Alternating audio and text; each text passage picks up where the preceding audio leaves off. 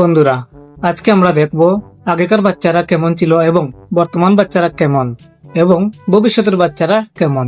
So দেরি না করে চলুন আজকের ভিডিওটি আমরা শুরু করি। চলুন এখন আমরা দেখি আগেকার বাচ্চারা কেমন ছিল। এখন আমরা দেখব 90 দশকের বাচ্চারা কেমন ছিল।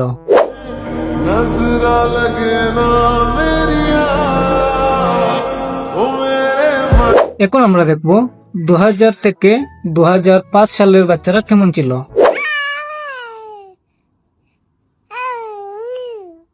এখন আমরা দেখব 2005 সাল থেকে 20 সাল পর্যন্ত বাচ্চারা কেমন ছিল।